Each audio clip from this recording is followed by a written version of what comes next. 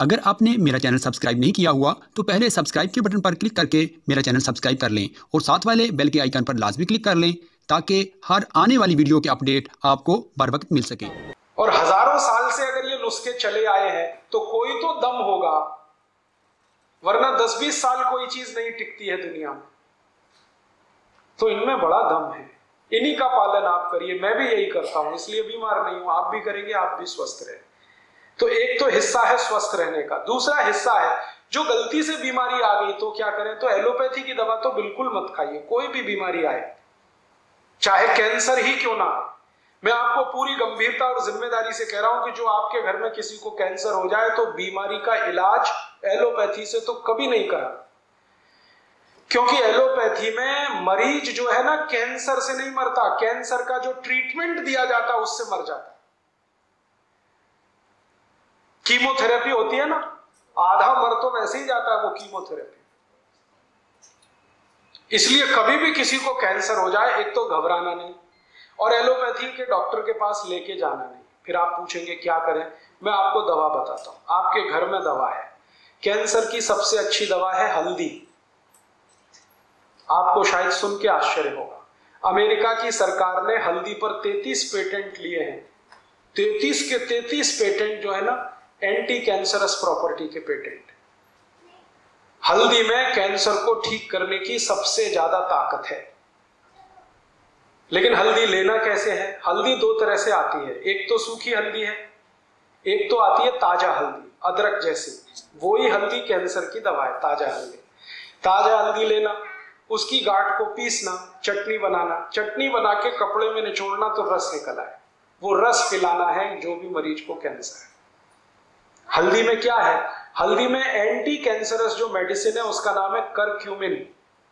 भगवान ने ये सबसे ज्यादा हल्दी में ही दी है और इस करक्यूमिन के कारण ही हल्दी का रंग पीला होता है।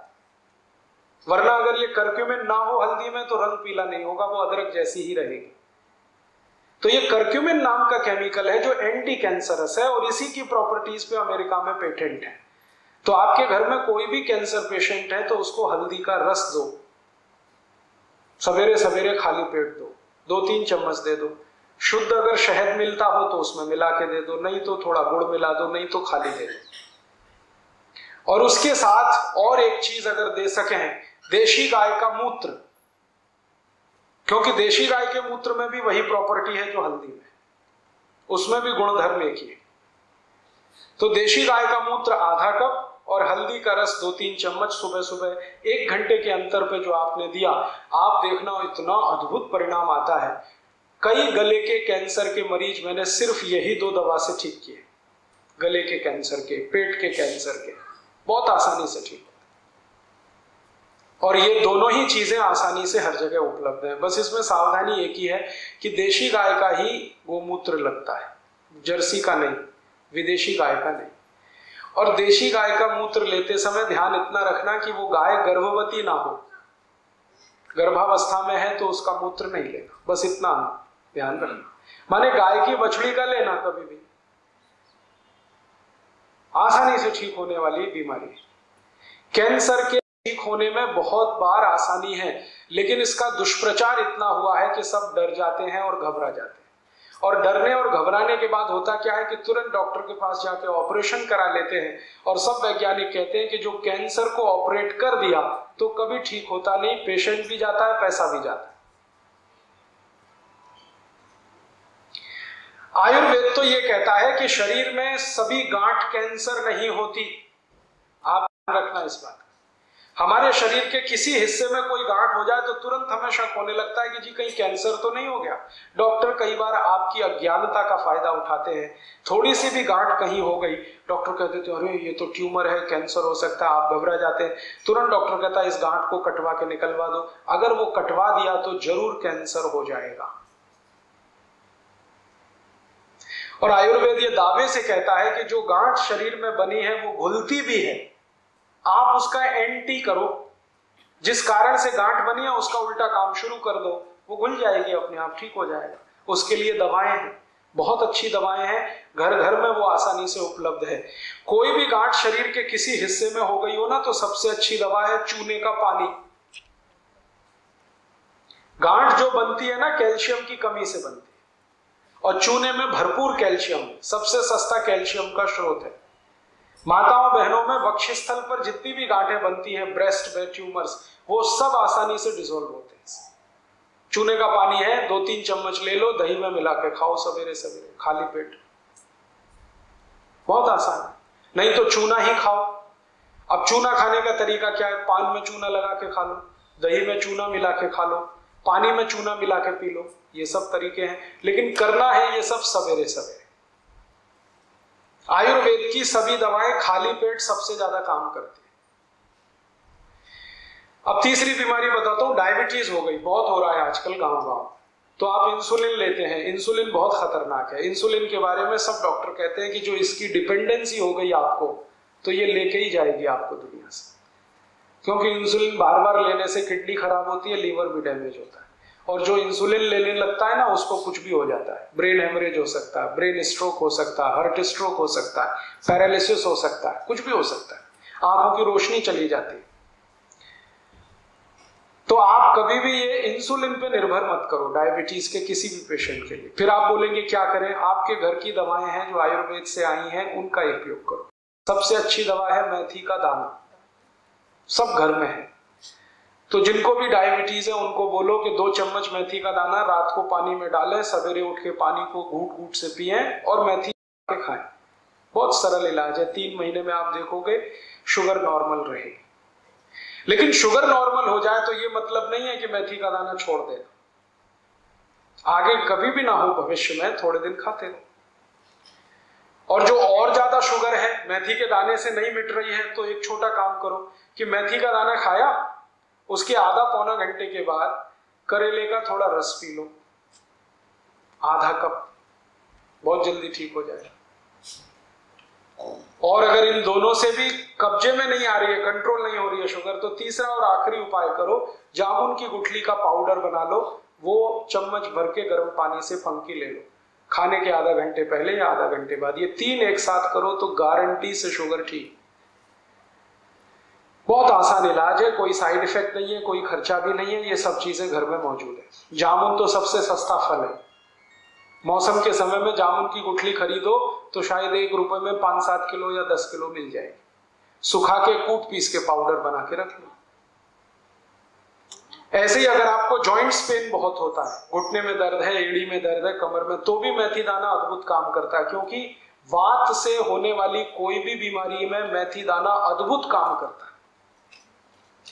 और जॉइंट्स पेन सब वातज बीमारियां हैं, वात की होने वाली बीमारी, सब घर में मेथी दाना है। एक मेथी दाने को मैंने 48 बीमारियों में उपयोग करके देखा है, बराबर काम करता है।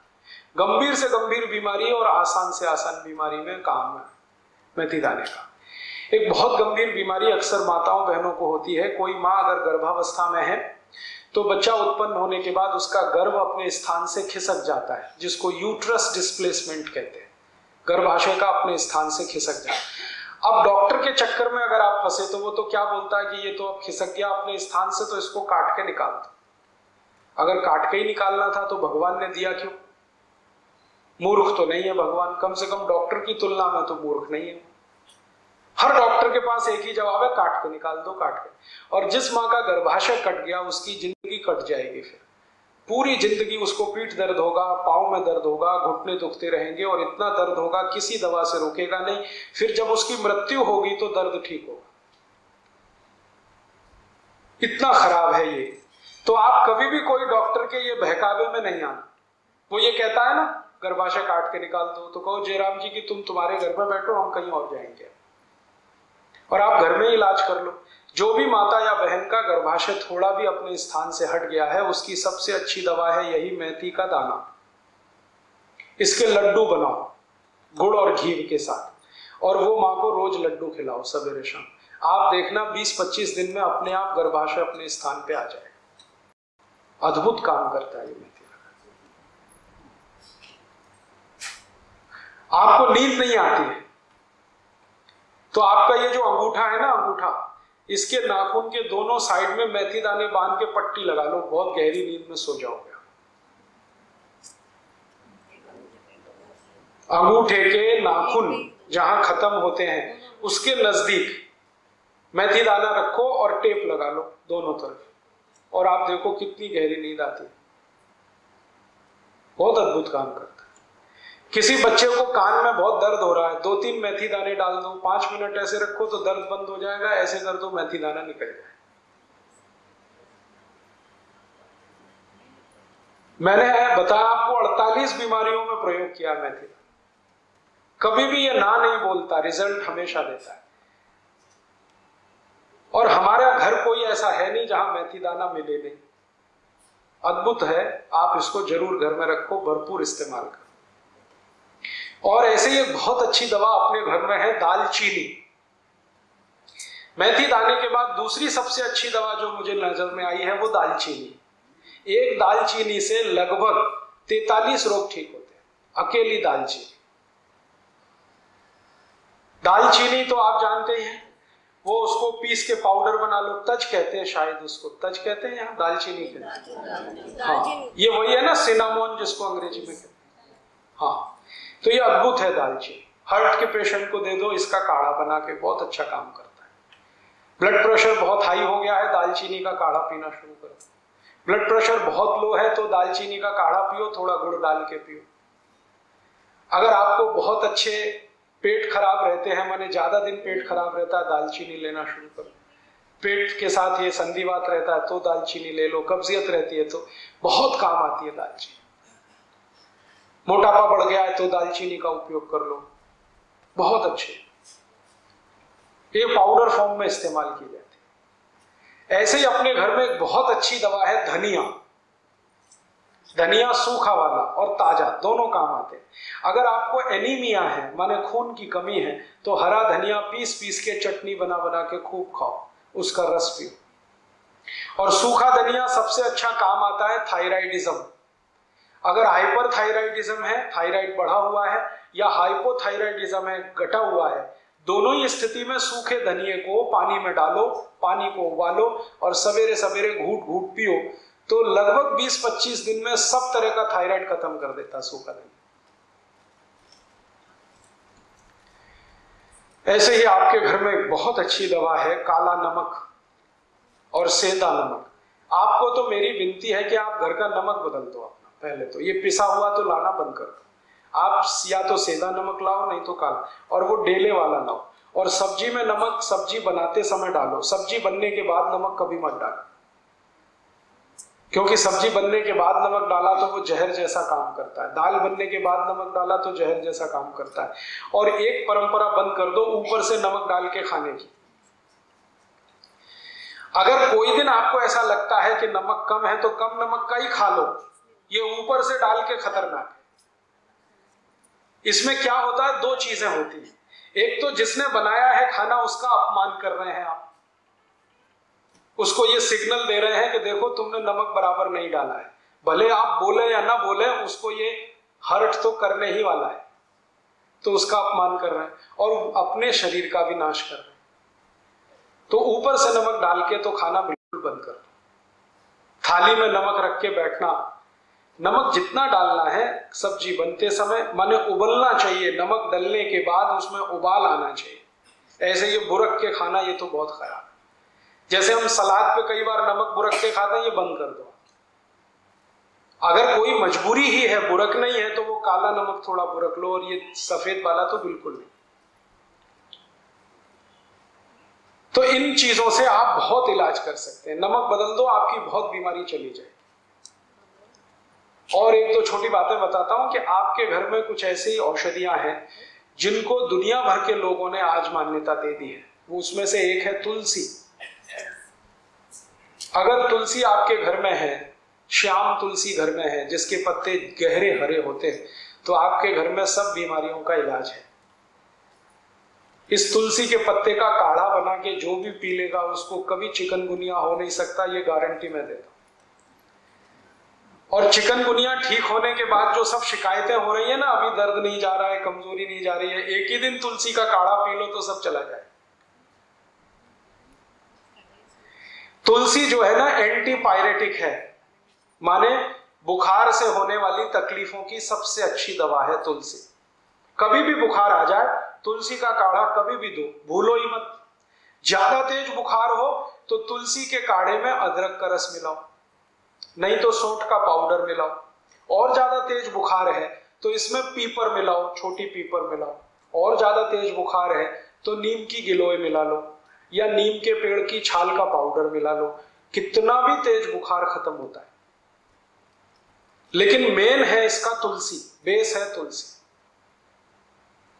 होम्योपैथी में दवाएं तुलसी से बहुत हैं, आयुर्वेद में तो अद्भुत दवाएं हैं तुलसी की। इसका भरपूर इस्तेमाल आप अपने घर में करिए, जैसे जैसे कर सकते हैं। आप में से कई लोग आश्चर्य करेंगे, मैंने स्किन डिसीज तुलसी से ठीक किए। त्वचा के रोग, सोराइसिस, इचियोसिस, एक्जिमा, 20-20 साल पुरानी बीमारियां त्वचा की तुलसी के रस से ठीक होती। अद्भुत है तुलसी, आप रखो इसको घर में बराबर। और ऐसी तुलसी के जैसी ही एक बहुत अच्छी चीज है पुदीना, वो भी बने तो गमले में कर लो घर में। और इन दोनों से बराबर ही अच्छी एक चीज है एलोवेरा, ग्वारपाठा। जरूर रखो अपने घर में। ग्वारपाठे का रस अद्भुत काम करता है, त्वचा की बीमारियों में काम करता है, पेट साफ करने में काम आता है। कान में कितना भयंकर दर्द हो, ग्वारपाठे का रस थोड़ा गर्म करके एक ही बूंद टपकाओ, 3 सेकंड में दर्द खत्म कर देता है, विद इन 3 सेकंड्स। इंजेक्शन से भी तेज गति से काम करता है। किसी स्त्री और पुरुष को नपुंसकता की शिकायत हो, ग्वारपाठा बिल्कुल ठीक कर देता, कंप्लीट क्योर करता है। शरीर को ताकत बढ़ानी हो, बहुत कमजोरी लग रही हो तो ग्वारपाठा अद्भुत काम करता है। बाल बहुत झड़ते हो, गुच्छे के गुच्छे निकलते हो, ग्वारपाठे का रस बाल में लगाओ, जैसे तेल लगाते हैं, 1 घंटे के बाद धो लो तो बाल झड़ना बंद करा देता है। बाल ज्यादा काले रखने हैं तो ग्वारपाठा सप्ताह में 1 दिन लगाते ही रहो रस के रूप में, अद्भुत काम करता है। आंखों की रोशनी बढ़ानी हो तो ग्वारपाठे को इस्तेमाल कर सकते हैं, पीने के रूप में ले सकते हैं। बच्चों को फोड़े फुंसियां बहुत होती हैं, 1-1 चम्मच ग्वारपाठे का रस 3-4 दिन पिला दो तो सब फोड़े फुंसियां होना बंद। गर्मियों में घमौरियां बहुत हो जाती हैं तो ग्वारपाठे का इस्तेमाल कर सकते हैं। मनुष्यों में, पुरुषों को एक बहुत खराब बीमारी होती है, उसको बार्बर सिचिंग कहते हैं। दाढ़ी बनाओ ना, उसके बाद लाल लाल फुंसियां हो जाती हैं, उनको बोलो कि ग्वारपाठे का रस लगा के फिर शेविंग करें तो कभी ये तकलीफ नहीं आती। बहुत अच्छी दवा है, घर में है, आप लगा सकते हैं। घर में भी हो सकता है, खेतों में भी हो सकता है।